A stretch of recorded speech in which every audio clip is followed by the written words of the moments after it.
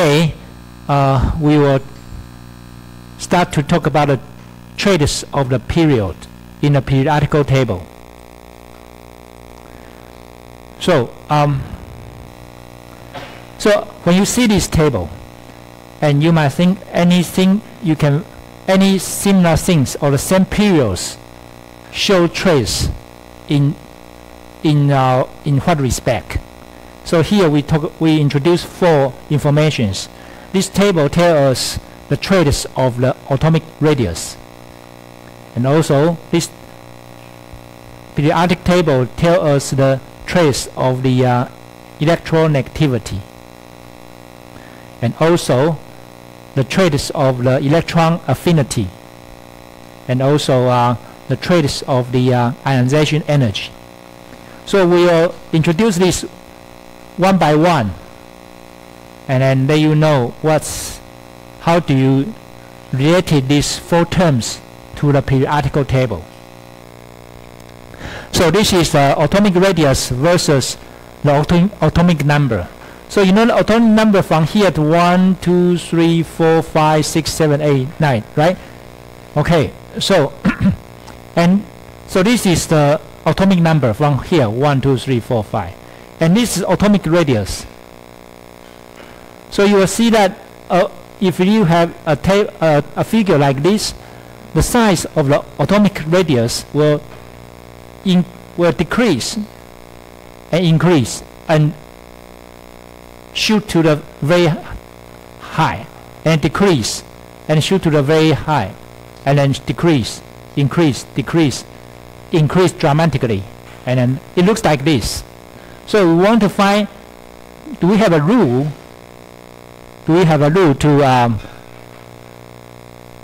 to understand what's going on with this table.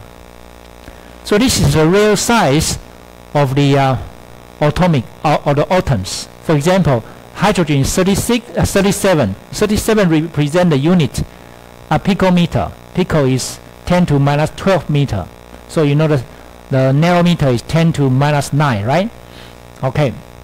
So picometer is 10 to minus 12 meters. So this is the size of the atom, hydrogen, and this is the size of the helium. So as you can see, the size decrease and increase, very huge, decrease and increase, right? So it looks like decrease and increase dramatically and shoot to the top. So it looks like this. So we want to find what's going on. I hope you still remember this row for in the periodical table is the quantum number is number 1, right? And the quantum number 2 here, quantum number 2 here, 3 here, 4 here. I hope you still remember that the principal quantum number n is represent the size, right? If you think of the Bohr atomic model, that'll be 1, 2, 3, 4, right? So the size of the radius will be increased. That's why, as you can see, for 1A in the periodical table, the size of the atom is increased from 37 to 265. Okay, and then when you see the same row, when you see the same column, something like this, you'll see the size, the radius increase. But when you see the row like this, because they have the same principal quantum number. So imagine if you have the same principal quantum number, that means that the size is fixed, but you have some fine structure in this size, right? Fine structure in this size. That's quantum number second, right? Second quantum number. Okay, so and why the size of atom decrease? Why? You can think in this way, because you know the number of the proton increase.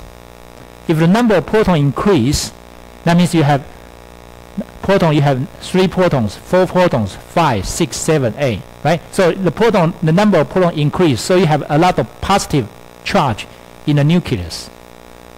And if you have more positive charge in the nucleus, that means the attractive force will be increased between the proton and the electron. So electron will be pulled in to this closer to this nucleus. That's why the size of the atom or radius of the atom will be decreased. Okay, so that's why lithium, the size of lithium is bigger than the size of barium. The size of the barium will be bigger than the size of the boron, carbon, nitrogen, oxygen, fluorine, neon. Okay, so this is the really so in the Kahoot I will ask you this. Okay, probably next Friday's Kahoot, I want you to compare the size of the atoms, and you need to choose a right answer, or you need to choose a wrong answer. Anyway, depends on the question, right? So this is atomic radii and ionic radii. So you can see that lithium, this is lithium atom, and if you lose one electron, you become lithium plus, lithium cation, right? And then if you have a fluorine, this is atom. If you have one extra electron in this fluorine, that will be called fluorine anion, right? And this size is different. Okay, so you might think, well, Professor, what's going on with the radius of the ions? We are going to have this talk later, but so far, please remember the size of the atom increase when the principal quantum number increase, like lithium, sodium, potassium, rubium, and then etc., etc. Okay, and then the size of the atom will decrease if we increase the proton number in the in the same row. Right? This is principal quantum number 2. Okay. So electron negativity is that electron negativity symbol X is a chemical property that describes the tendency of atoms or the functional groups to attract electrons toward itself. So the second term is electron negativity. So what's the electron negativity? Electron negativity is a kind of index. X is an index to represent how much you like electron, right? Attract electrons, how much you like electrons. Okay, so I'm going to tell you in detail soon. An atom's electron negativity is affected by both its atomic number and the distance at which its valence electrons recede from the charged nucleus. So it also depends on what? This electron negativity is related to atomic number. Why atomic number? Because you want to know the size, the numbers of the photons. So as I just told you in the previous page, if you have more protons, you have more positive charge. If you have more positive charge, the force between electron and the nucleus will be higher. And that's why, if it's attractive force, that means the electron negativity will be high, right? Electron negativity will be high. And also it depends on distance. Distance is what? Principal quantum number, right? So the higher the associated electron negativity number, the more an element or compounds attracts electron toward itself, right? Okay. So if you have high electron negativity number, then you like electron very much. All right, this is termed by in this gentleman. Right. So let's see that periodic table cation and anion.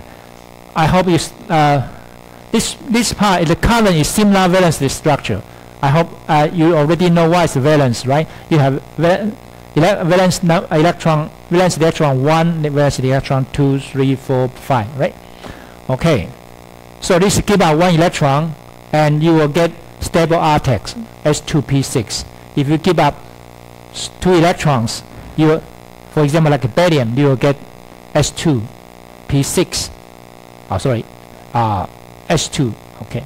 And you will get magnesium, you get S2P6. Okay. So to get stable R-tex, give out them 3 electrons, and here is inner gas, right? S2p6. And this is accept 1 electrons. Accept 1 electron in order to get S2p6.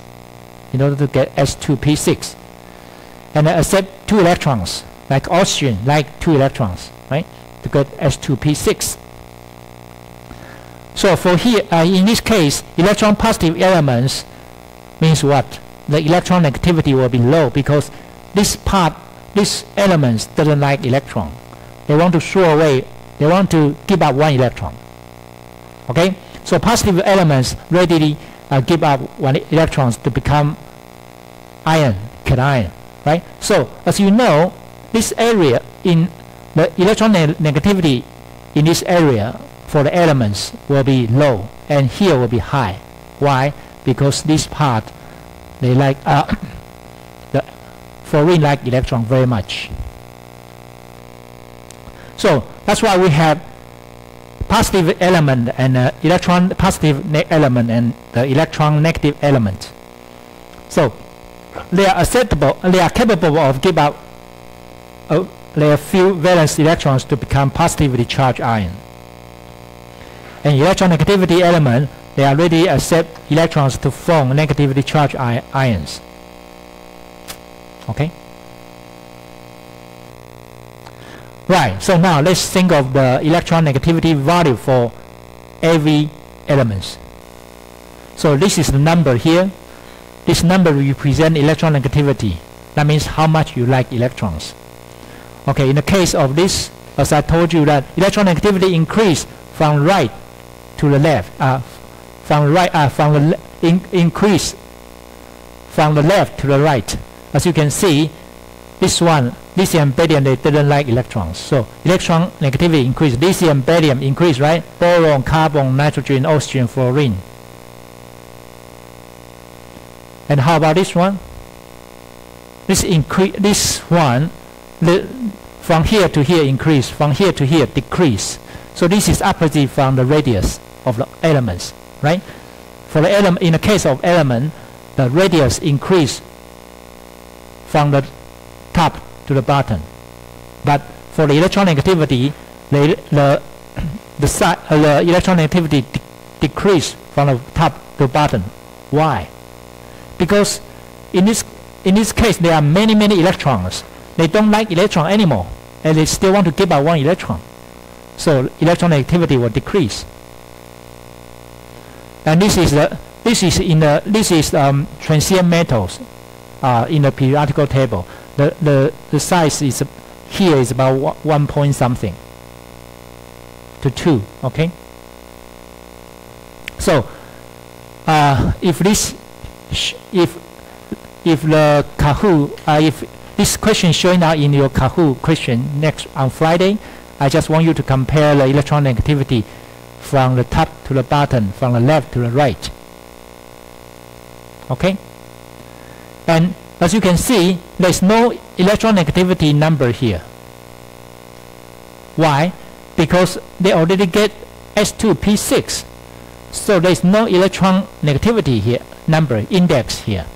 So this, you might think, well, Professor, what is 1.0 stand for? What is 3.0 stand for? Actually, I just want to tell you it's a kind of index, only index. So electron negativity here is that from a range of from 0.7 to 4.0. 0.7 is the lowest, okay, which is francium. Francium is the lowest. Francium has the lowest electron negativity. And the highest is fluorine. Fluorine has the highest electron negativity number, which is 4.0. Okay, and the value tendency to acquire electrons. That means how much you like electron. Right, and there's one exception.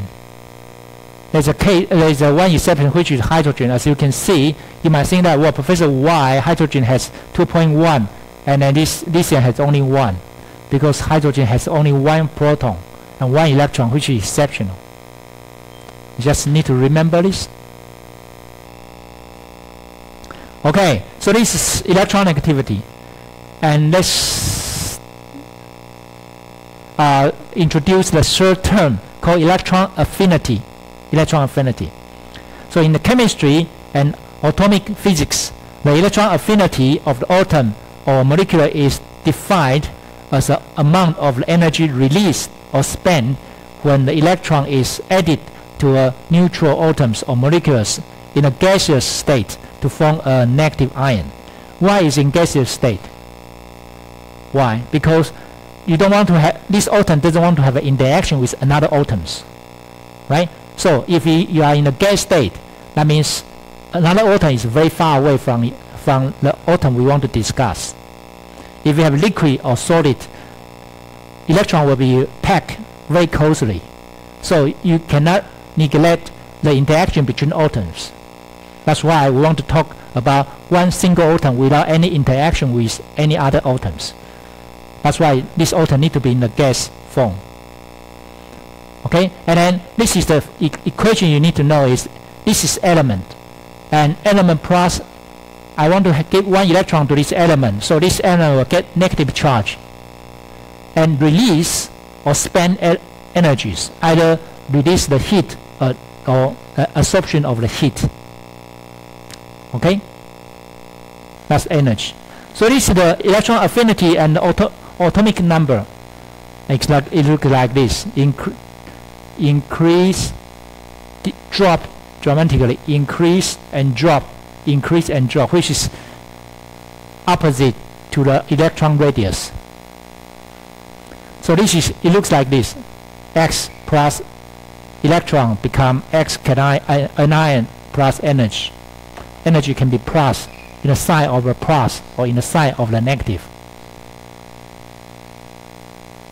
Okay, so I don't tell you the more. I don't need to tell you more details because we have another term which is very similar to this. So this is the electron affinity of the element, and you also see that this is the number, the energy. This number showing the unit of the energy. Okay, the unit of energy is kilojoule per mole. Right. So the fourth term is called ionization energy. Ionization energy is what? You know, the affinity is that you want to put one electron to this atom, and ionization energy is you want to take out one electron from this atom. Okay, so this atom you will release one electron away from this atom. So the ionization energy we use IE for short, and it's quantitatively defined as the amount of the energy required to remove the most loosely bound electrons, the valence electrons of a isolated gaseous amount to form a cation. So previous term is to form an anion, and now is to form a cation. So this chemical formula represent like this: X plus energy and become X cation and release one electron. And this energy is for sure is you need to give energy. It's a positive sign which you need to give energy to this system. That's why electron can be removed away from this atom. So it's an endothermic process. Okay, when X is any atoms or molecule capable of being ionized, X plus F cation is that atom or molecules with electron removed, and electron is the removed electron. Okay, so compared to electron affinity, you give one electron to this atom. Instead, you release one electron away from these atoms. This is called ionization energy. Okay, and this must show in your midterm exam. So I want you to know the first ionization energy. I hope you still remember what is first ionization energy. The first ionization energy is the energy required to move the first electron away from this atom. So this is called first ionization energy. Okay, and this is the trace of the energy. So as you can see, the x-axis is called atomic number from 1 to 20. Right? and then the y-axis is the energy required to remove first electron away from this atom. So this is the energy required. Okay, so for hydrogen, anybody want to tell me? So this is the unit of 500, 1,550, 1,500, which is kilojoule per mole, right? Kilojoule per mole. Right. So if you change the unit from kilojoule per mole to become electron volt, this is 1 kilojoule per mole will be 1.04 times 10 to minus 2 electron volt per atom. So we are used to this unit. So let me use this unit and showing you here in another y-axis here. So for example, here 500 kilojoule per mole will become 5.2 electron volt. Okay, this will be 10.4 electron volt. Okay, etc., etc. Okay, does anybody want to tell me what is the hydrogen? The first ionization energy. That will be, if you follow Bohr atomic model, that will be what? Okay, 13.6, right? So 13.6 electron volt. Right? You can calculate easily by Bohr atomic model. 13 point electron volt. How about helium? If you have 2 electrons, this is 1s, right?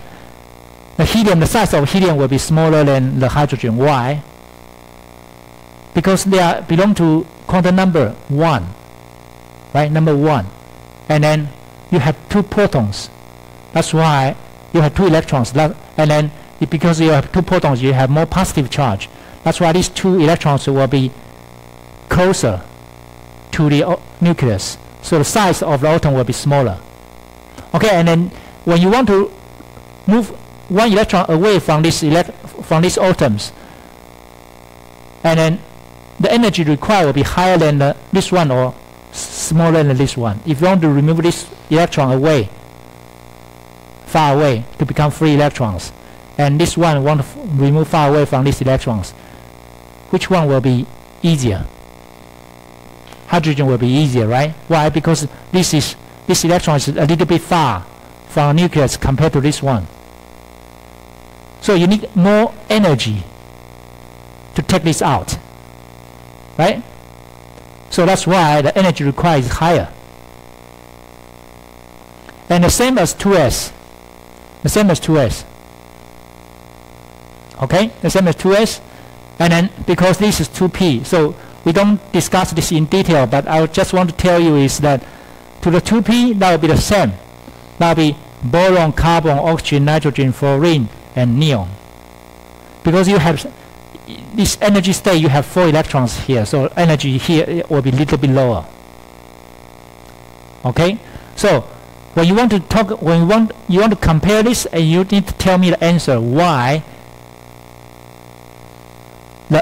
for the energy, the first ionization energy of fluorine will be higher than the oxygen, will be higher than the carbon. Why? Because they have same energy level, which is 2p, but more proton electrons, right? You have same energy, right? Energy level 2p, but you have 3 energy states, and then if you have more protons, there are more Coulombic attraction, right? Negative charge and positive charge, so you have more Coulombic attraction, and that's why it's difficult to take electron away. So that's why the first ionization energy of the fluorine will be higher than the oxygen, will be higher than the carbon and boron. So please give me this answer in your midterm exam. Okay, if this question show up in your midterm exam. Okay. And if you talk about 1s, 2s, 3s, and then why 1s, the energy required will be higher than the 2s, will be higher than the 3s. Why? Because this is related to the size, right? This is the size of the hydrogen, the size of the sodium will be bigger than the lithium, will be bigger than hydrogen. And because of screen effect, you will take out the first one away. So the 3s orbital is is much far compared to 2s, so it's easier. Okay, the energy is required less to take out the first electron away from the sodium compared to the lithium. So here is that hydrogen, the energy required potassium will be smaller than sodium, will be smaller than lithium. Why? Electron is far away from the nucleus. So for the screen effect, you know, this fourth electron will have screen effect from 3s and 4s, 1s. Okay? So what you need to know is 4s is very far, and this 3s, 2s, and 1s. Of course, it's easier to take out this one. Right? So energy requires less. Okay, the same case as a barium, magnesium, calcium. Same. Not only for S1, but also for S2. Okay? And the helium, neon, argon, the same.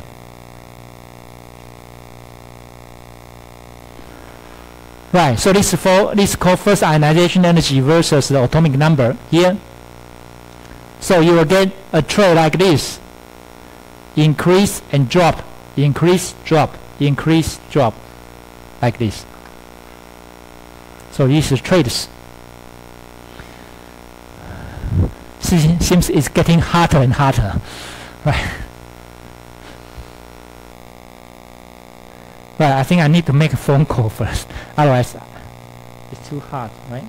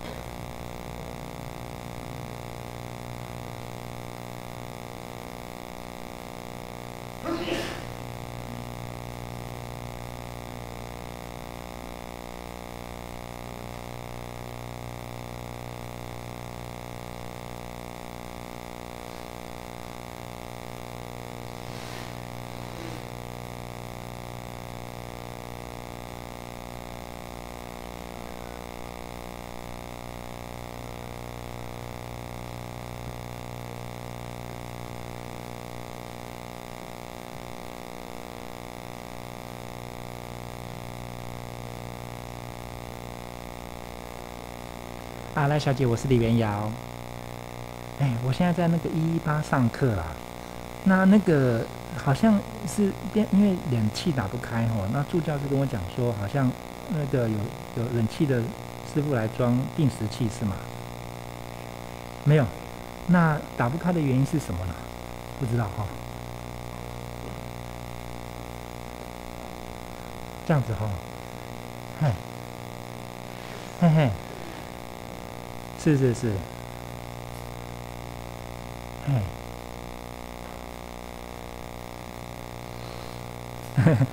应该不可能，所以这个很麻烦，没关系。那我想就先这样，因为炯贤有跟我讲，就是说，因为我们上次上课冷气没有关嘛，然后炯贤有跟我讲，还有跟助教讲，那我那时候是有提到说，那是不是要装一个定时器或什么的？那学生今天跟我讲说，可能已经装了定时器了，他打不开或什么的，就感觉上事情不是这样子啊。哦，了解。那个叶小姐呢？叶小姐知道这件事情吗？是。那所以就可能我要找炯贤问一下咯。好吧。了解，好。是的，是的。好的，好的，好的，麻烦你了。好，谢谢，谢谢，拜拜。